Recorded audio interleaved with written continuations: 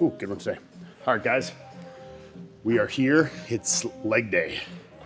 Ready to get into it. Feel pretty good. I think I'm ready to squat some heavy weight or do something heavy. I don't know, but I'm ready. I'm ready to roll. So we're gonna start off with the quad extension here. Usually we start with the ham curl. I just like to do either like a ham curl or a quad extension, just something like knee flexion extension first to kind of like get all that warmed up. Today we opted for the quad extension. There's no scientific reason why. I'd pick one or the other. General rule of thumb is just do whichever you find feels better for you during the workout. And today we voted for quad extension, so that's what we're gonna do. But usually you would see me doing a seated ham curl usually first. And then we would finish with the quad extension. We're just gonna flop it today. So start with that, then get into like our main squatting movement, whatever, and go from there.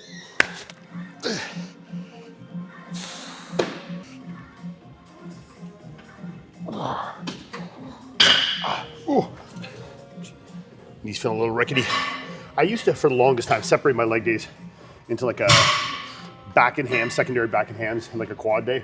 I haven't been doing that recently, but I think I'm gonna start doing that again. I would like to start deadlifting again, and I find deadlifting hard to place in like a back or a leg day. It's just such a demanding exercise. I feel like it needs to be like the primary lift in one day, and I find it tough to do that in the same day that I'm squatting or in like a back workout without detracting from the rest of the workout. So I would use that as like my primary kind of movement on that secondary back day with hamstrings. So I would do like an adductor, adductor machine and like a ham curl, and it would deadlift, and then I would do like 2 back exercises kind of thing. So I think I might get back into doing that because I do miss deadlifting a bit, and I think I'm missing a heavy hip hinge in my training right now, and you know, some work on the glutes, erectors, stuff like that. So might be something that I fire back in there. So maybe I'm just talking. I don't know. I would like to do them. I miss deadlifts, you know?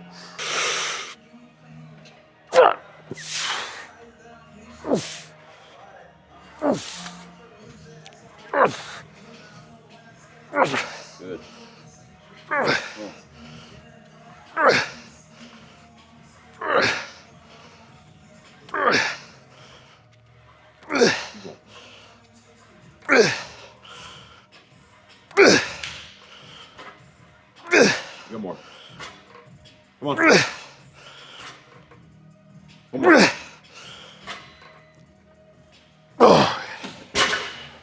Oh, it's the deep burn.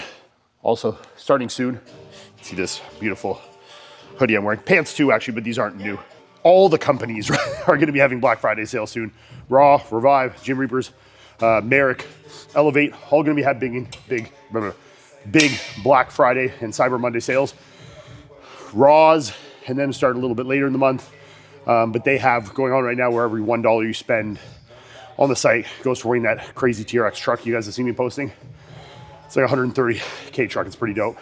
Revive is giving away a $5,000 gift card to a resort company. You can kind of pick the vacation, when you go, how long you go, all that. They have some really nice resorts all across the world. Gym Reaper is going to be dropping a whole bunch of new items like this sweater. You know, they got some new oversized tees there, like a super soft material, new joggers, everything. These are on the sale on the site too. All the Olympia drop stuff. You guys have seen me wear the Olympia hats. All the stuff they did, the Lettermans. They're also going to be dropping like some Sherpa jackets and track jackets. There's a whole bunch of new stuff that's dropping, and their Black Friday they'll be up to 50% off. So yeah, all the companies going to be having some big sales. So look out for those. I'll kind of, you know, post them on my Instagram stuff as they go, but Cody in on all those, and there's going to be some big sales. So if your time to stock up is going to be this month for sure. So yeah, keep an eye on for those.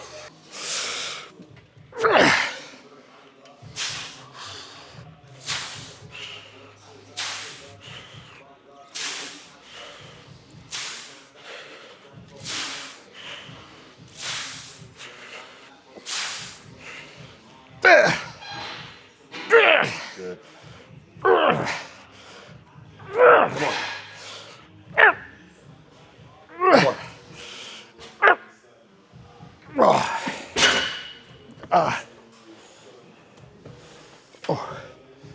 Quad extensions have to be like top 3 worst feeling like burn exercise. Like when you just gotta get out of there. You fucking finish, you're like, get me out, you know.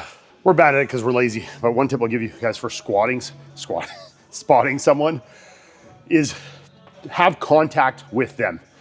A lot of times we don't, but to help spot the best, it's good to have contact so they can feel the amount of pressure and the amount of assistance that you're giving them. You know, like when you're doing a dumbbell press, you know, you're pressing your elbows, you can feel exactly how much pressure. But sometimes when I'm pushing on the machine, you can't actually tell like how much or how little. So for exercises like that, it's actually best to like reach down, grab their ankles and pull it, or on a quad extension, or on a ham curl, same thing, you know, pushing down, actually touching them, because they can feel the pressure points better.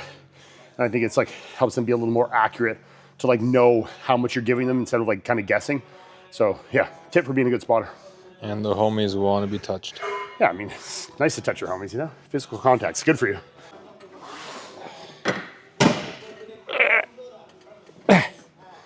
All right.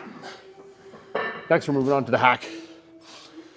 You know, I don't want to take too much credit here, but I feel like partially responsible for this bullshit reverse banding stuff that everyone did.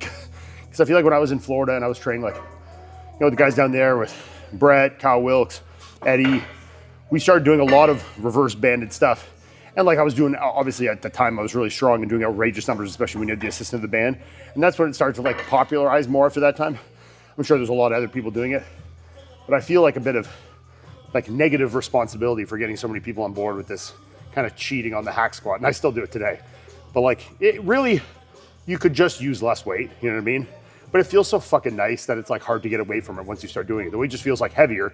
That's because it's heavier, you know? So I know you're obviously changing the tension curve that's lighter at the bottom, but that's kind of where you want it to be overloaded the most, you know? It's like in a quad extension. You want it heavier down here and then lighter as you get up. Or in a bicep curl, you'd want it to get heavier and lighter, you know? So you're kind of like doing it backwards, but it just feels so good and you can fucking pile the weight on there. And, you know, sometimes like stroking your ego a little bit, it's like good for you, you know? It's like good for like the morale, you know? Like rallies the troops to feel like they're strong and making gains. So I'm gonna keep doing it, that's for sure.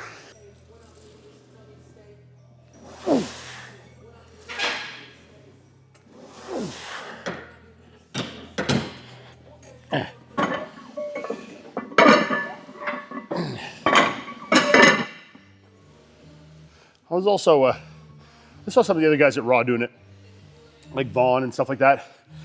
And that was a good idea to, you know, give back to the people that use Cody, and especially with Black Friday coming up this month. And I know a lot of people are going to spend a lot of money. Like you're saving money because it's stuff you're going to use. But I know a lot of people use this time to stock up, you know, on supplements they know they're going to use all year. And you get some people spending some like big chunks of change on stuff and using my code and supporting, which obviously helps me. You know, you guys use my code. I get paid salaries from the brands too, but obviously when you guys use my commission, it looks good, reflection from the brand. I do make commission on that. So I feel like it's good once in a while to give back to you guys. So I think this month, anyone that uses my code, if you're interested and you're watching this and you've used my code this month, screenshot whatever you did. I don't care which company it is. Any of the companies you've done, screenshot it, DM it to me, and I'm gonna compile all those at the end of the month. I'm gonna give some kind of good big giveaway. I got some good stuff at home, like, you know, that I've compiled from other stuff that I've won from company giveaways and stuff. I think I got a pair of AirPod Beats, whatever, like the overhead Apple headphones are. What are they called? Air Max. Air Max? Air Max is a shoe. AirPods Max? I don't know. You guys know what I'm talking about. Like the fancy overhead ones. They're like $800 headphones. I got a pair of those. I got lots of Raw and Revive supplements. AirPod Max? I got some Jim Reaper's clothes. You know, I'll put together some kind of good prize pack. And I'll make it worth your guys' while. You know, like I'll put together $1,500, $2,000 worth of stuff. And if you are someone that spends on my code this month, screenshot it, send it to me. And we'll, you know, pick out a couple people and give some prize packs out for supporting and using the code. I know you guys work hard for your money and it helps me, you know. So I'd like to give back to you guys. So if you use Cody in this month, screenshot, send it to me. I'll put them all together and we'll pick some good winners at the end of the month.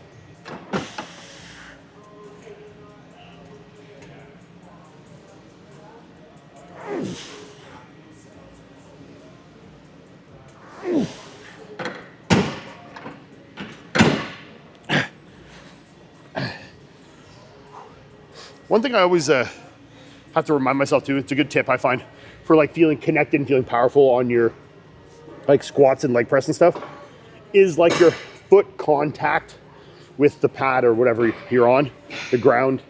You know, sometimes I'm not like being conscious of like where like the energy and like weight distribution is on my foot, especially with on like a hack squat or a leg press.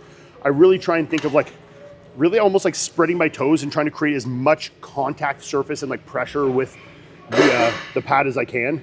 So like on that, sometimes like I kind of want to go on my toes because it's easier to, you know, like my ankle flexion is sometimes it makes it feel easier just to go forward onto it and let my heels rise a little bit. But then I have to remind myself to sit and think about like even full pressure, almost like kind of spreading my toes and grabbing the ground and really sitting into it and like feeling full foot pressure against it.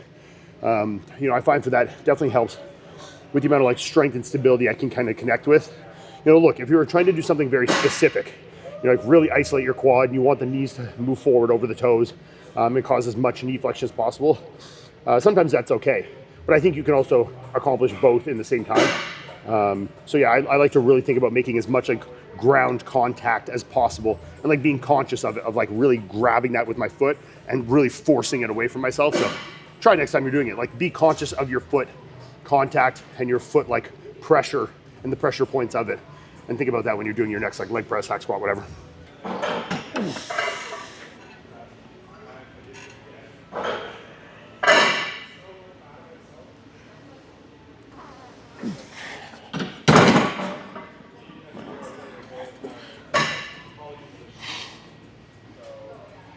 It's my biggest nightmare sometimes of like missing the rack and then like going to let go and it fucking tossed on me.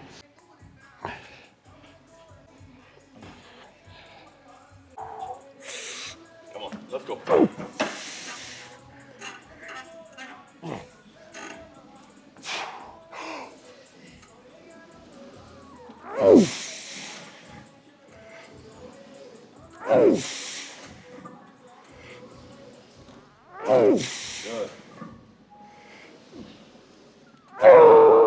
Come on.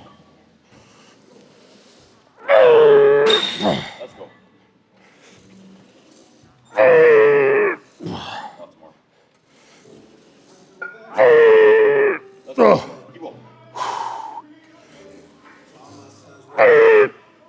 Another one. Come on. Push. Good.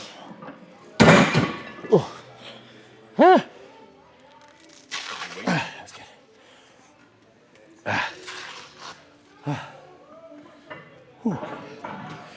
was right. You guys are looking for a good knee wrap too. These Gym Reapers ones have Velcro, which I've never had come off, no matter how much weight I'm doing. And it's just so much nicer than like wrapping and tucking. The pressure feels even, easier to take on and off. And they, just like, you know, when you're done a set and you want it out quick, it's nice to not have to fidget with that trying to pull it out. So definitely recommend them. They're like pretty inexpensive too. So use Cody and Cody. Come on.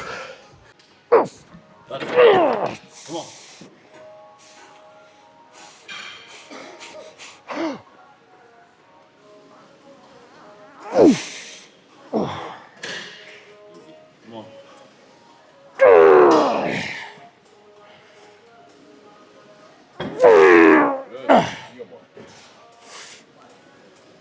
Good. You got more. Yep. Hold up. Push. Oh, God. That was heavy. Fuck.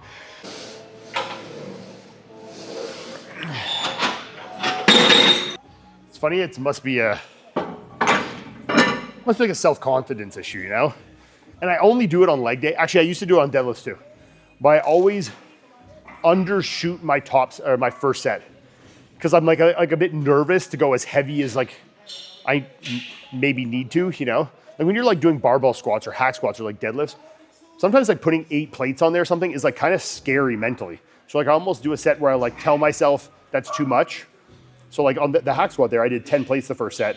And I told myself that that was probably gonna be too much. I did it, it was kind of easy.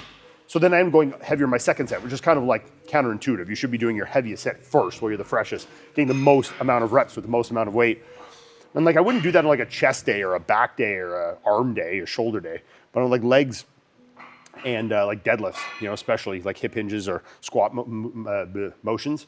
I find I like second guess myself sometimes of like, okay, no, you know, and then I undershoot it, and then I go heavier the second set. It's like, fuck, I should have just done that in the first place.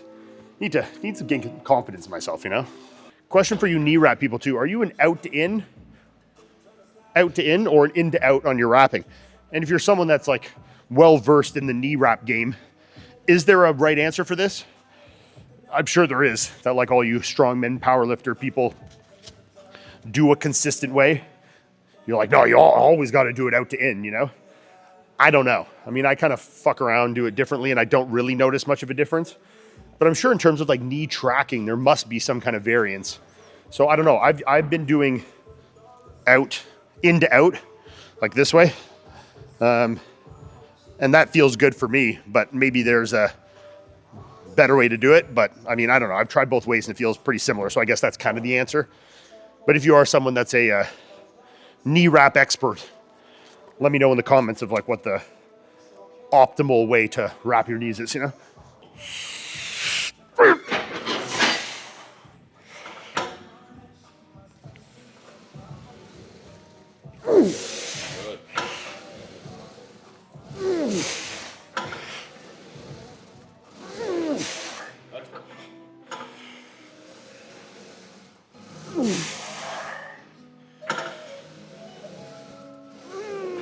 Another one. Come on. Push. Good. Whew. Any of you knee wrap people too? Do you always roll them up before you use them? It's so much easier. Like if you have them rolled, you could unravel it to wrap it. Sometimes I'm lazy. I just like take it how it is and try to fucking wrap it around. But it's definitely way easier if you always have them pre-rolled before using. And you know, I was a big knee sleeve guy for years, and I still like them. But man, once you wear a set of knee wraps and you wrap those bitches on tight, fuck, you feel indestructible. Like you just feel like it gets so much more out of the motion, you know? And I don't know, maybe you can make the case of like the extra bit it's giving you is just all that tension you're winding up in the wrap. So it's not actually, but you're still loading that weight on your body, on your muscles, on your tissue, right? So even if it's assisting you falsely, you're still moving that weight technically. You know, it's on your frame. So always beneficial in my opinion.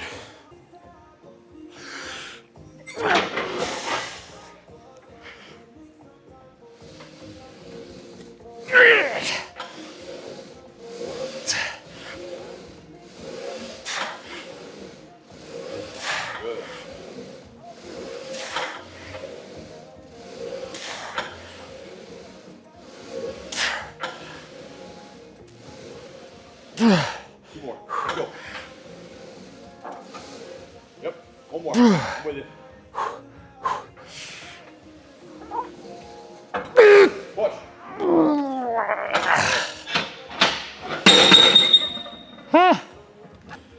That's good. It's a good feeling when you like get the hard stuff over with, you know? The stuff that like gives you anxiety in a good way the night before thinking about like doing those hard lifts. When you get them done and you know you like pushed hard on them and like even, you know, surpassed numbers you've done the week prior or whatever. It's just like a nice feeling, you know? And I think that's like the feeling a lot of us are chasing in the gym is like that feeling of progression, you know? Like feeling of like that work means something and is paying off. And when you get in there, you try hard. And then the next time you feel like you're stronger than the time before because of the hard work you put in. It's a very gratifying feeling, you know? And I think that's what we're chasing, forever chasing the white rabbit of progress, you know? All right, so we've done our extensions, our hack squat, and just did our leg press. Feel good today. We got some good weight on there. Set a couple like, not lifetime PRs, obviously, but you know, recent PRs. You know, I hadn't done, I did 11 plates on both of them, I think. Yeah, except I did them the wrong way. I did the hack squat, I did 10, then 11. And on the leg press, I did 11, then 10. So I should have done 11, 10, 11, 10. But felt really good. Knees feel really good right now. Weight felt good. My cardiovascular fitness feels really good right now. So yeah, very happy with how things are feeling there. So now we're gonna move on to our laying leg curl. Do this Arsenal one. This isn't, look, I love you boys at Arsenal. You gotta rework this piece here a little bit. Come on now, this is a tough piece. So Brad, help us out here and fix this bad boy up. It's still good, but it's just like, it feels a bit ergonomically strange to like get in a comfortable position, and it's like extremely like heavy, but not in the nice way, you know? So we're gonna bang out probably 3 sets on this, and then also get in my, that little variation you guys see I usually do with the Hyperextensions, kind of as like my hip hinge motion. So like kind of forcing the heels, driving through the hips, like a hip hinge, but on the hyperextension. Getting a couple sets here, a couple sets there. And that'll be it for legs. So let's get into this ham curl.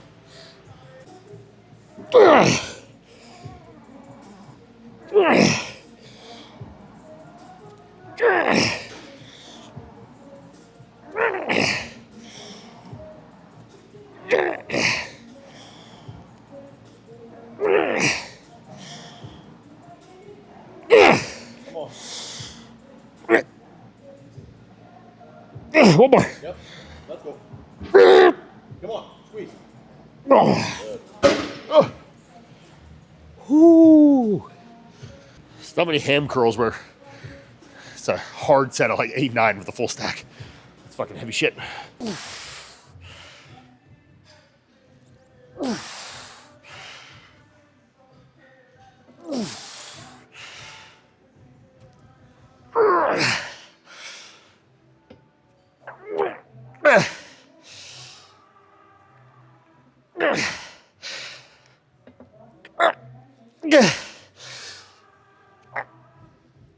Oh, fuck.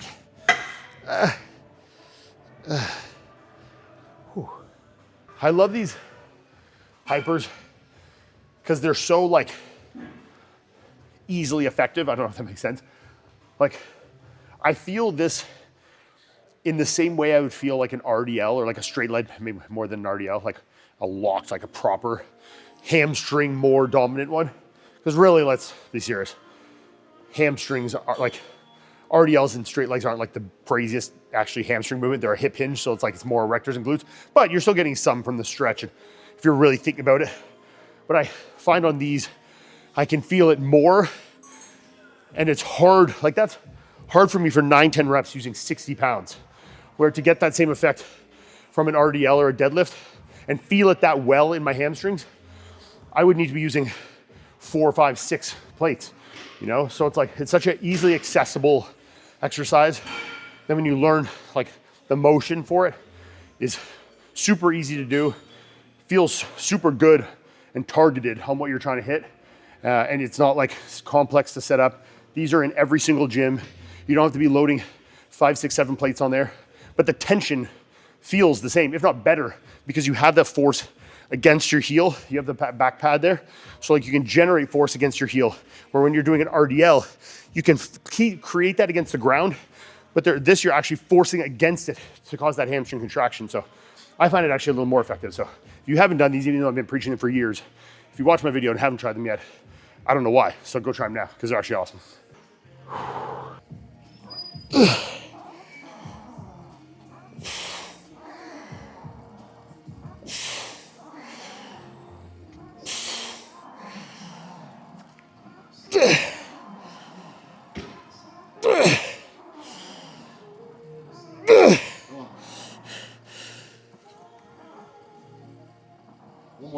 Let's go. Oh. Fuck. Yeah, I'm a very firm believer that hamstring curl variations are your 100% your bread and butter for hamstring growth. RDLs, straight legs, whatever, they're good. I don't really think they're like a true hamstring movement because you are not moving the knee through like a range of motion like that. It's more kind of like a, you know, stabilization of the hip, and you have some assistance from that. And it's kind of like a static contraction isometric contraction against the ground that you're keeping it, but you're not really moving through much of a range of motion with force against the heel, causing the hamstring to contract under load by a significant degree. I'm not saying, I love RDLs, those, I think they're great hip hinge. I think hip hinge is super important, you know, for erector, hip, glute, maybe a little bit hamstring development. But if you want fucking gnarly hamstrings, you got a hamstring curl. They're like seated, I think is probably the best. Lying are great too, standing, whatever you got. You know, it's like doing the laterals for your delts. It's like if you want good hams, just fucking spam hamstring curls, you know? So I'm a big believer that they are the tried and true and by far your most effective way to develop hamstrings. So yeah, take that from what you will. I mean, yeah.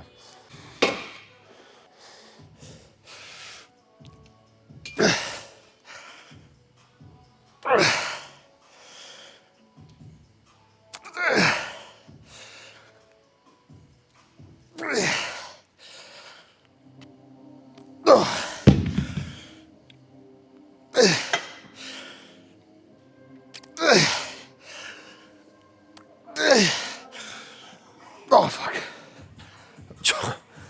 That was so fucking hard.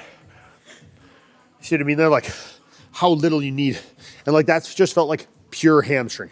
I felt zero in my glute, really, very minimal, none in my erectors. You know, I'm really just focusing, I'm keeping a slight bend in my knee, you know, slight bend. And I'm thinking of forcing this heel into this pad and pushing myself up, you know? So I'm coming here and I'm just forcing myself up, all hamstring contraction there. It just feels so targeted.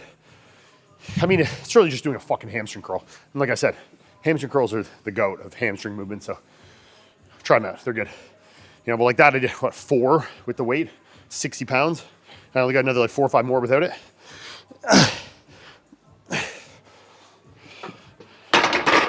Whew, how's my hair? Beautiful? Gorgeous. Turkish? All right, guys. I had a good 2 classes today, that's good. You know, it's a good day when, you know? So good leg day today. You know, I feel like in a good groove lately. I probably said that every single video, but it's like getting better and better every week. I feel like really in a good groove with my training. My nutrition's like pretty fucking locked in these days. You know, like I'm getting perfect meals in all the time. I'm very infrequently varying from my plan.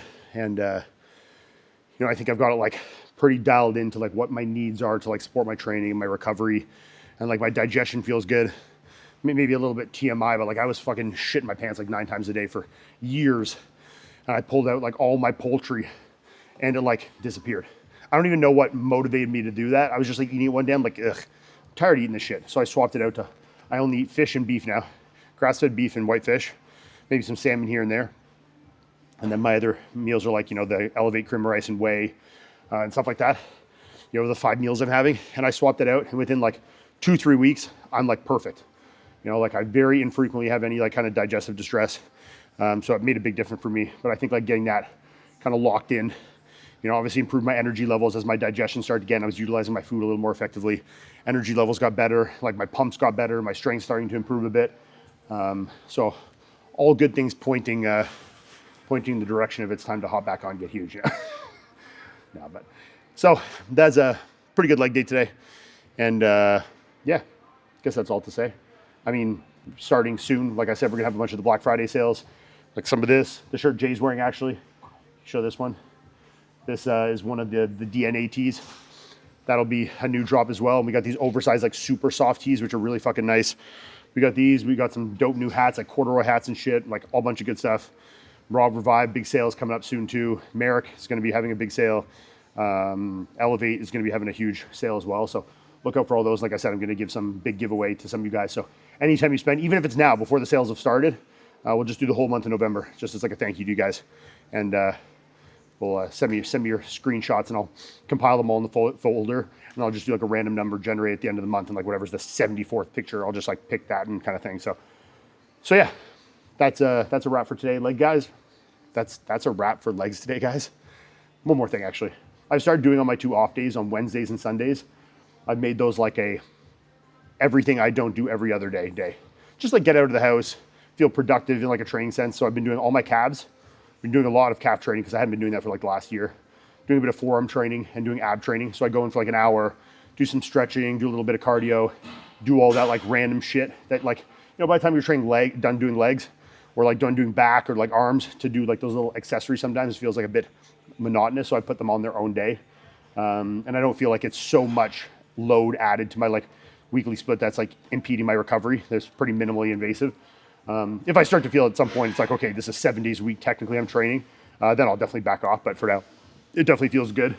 So if you don't see me training legs, hams, calves on leg day, usually because I'm not actually training them at all, but now I am training them. I'm training them on my off days. So maybe one day I'll pop in the gym on one of those off days with Mark and kind of show you guys what I do on those like active recovery days. That's some bullshit. Someone like justifies themselves that got fucking ADD, get out of the house and want to work out every day. But yeah, that's a wrap for today, guys. Thanks for tuning in, and we'll catch you next time.